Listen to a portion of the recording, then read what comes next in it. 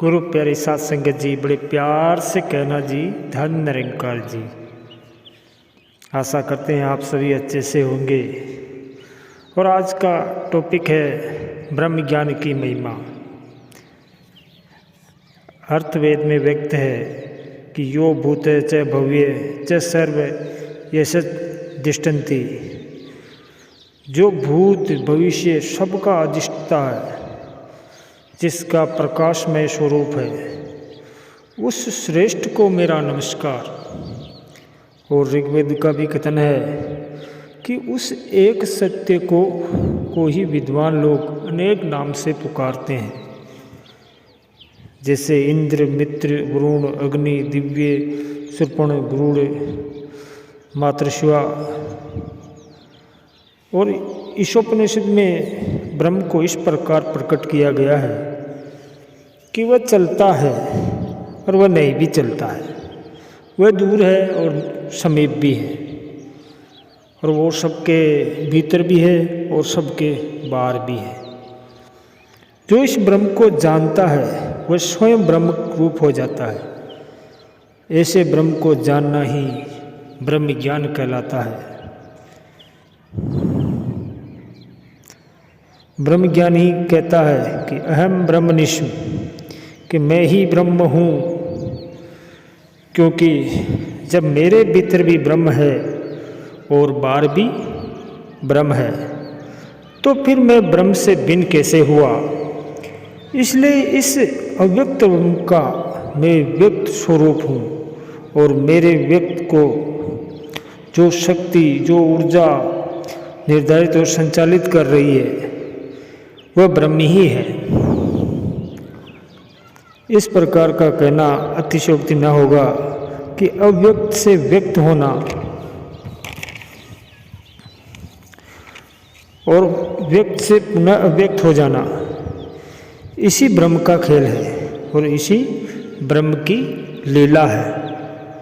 संसार में लय और प्रलय का होना ब्रह्म की ही मर्जी है, और ब्रह्म ज्ञान से ही प्रकट होता है कि ये ब्रह्म अप्रमेय, ध्रुव, निर्मल और आकाश से भी सूक्ष्म, अजन्मा, आत्मस्वरूप और अविनाशी है। संसार में मृत्यु का सबसे बड़ा भय है।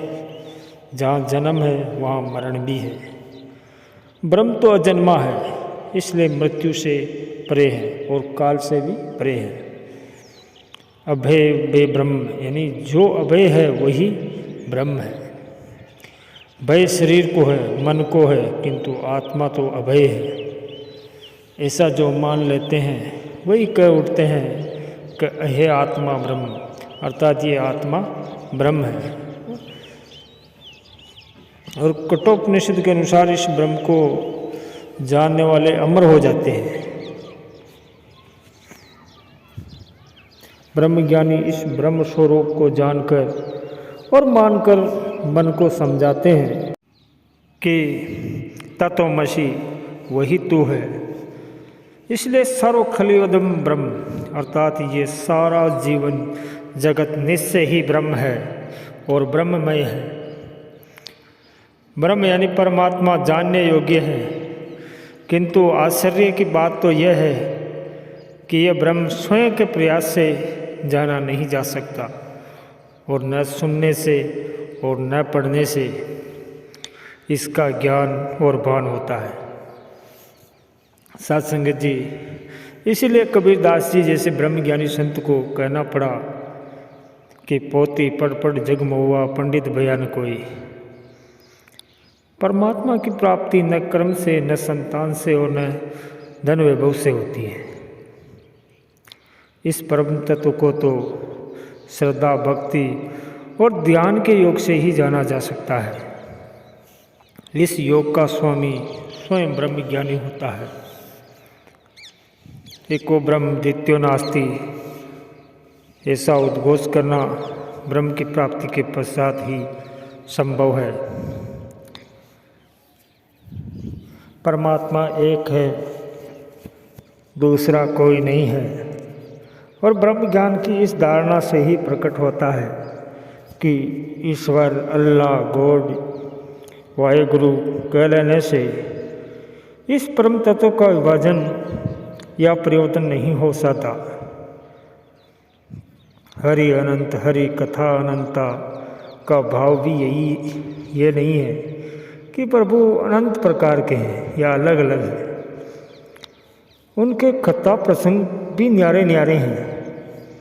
इसका ज्ञान में स्पष्ट भाव से तो यह है कि अनंत कथाओं प्रसंगों के माध्यम से जिसका गुणगान हो रहा है वह तो एक ही है, और उसका प्रभाव, उसका स्वभाव, उसका गुण, उसका रूप, उसका प्रसार और उसकी व्यापकता, उसकी उपलब्धता अनंत है।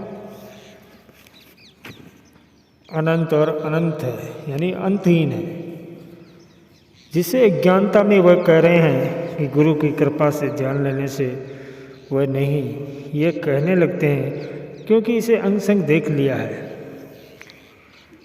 ब्रह्मज्ञानी को चरितार्थ करते हुए महाभारत जैसे महाकाव्य के रचनाकार वेद व्यास जी भी कहते हैं,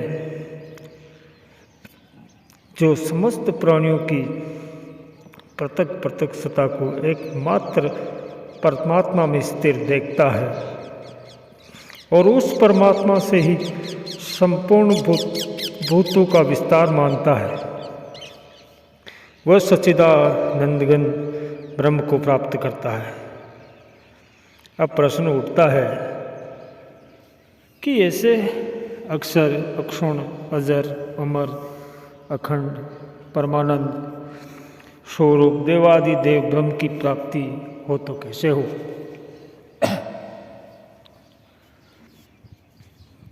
प्रभु भक्ति की और तो सारे संसार में लगी है, लेकिन असल में प्रभु को पाने की, परम तत्व को जानने की ललक किस किस में है?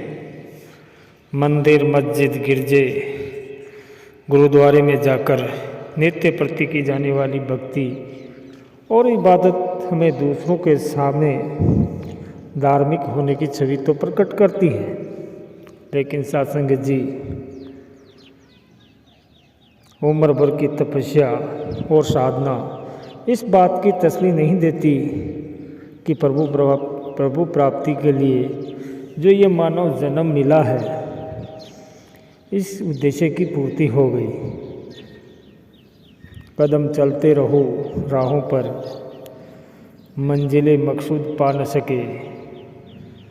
रातें गुजर गई सराय में, परंतु निज घर में आ न सके।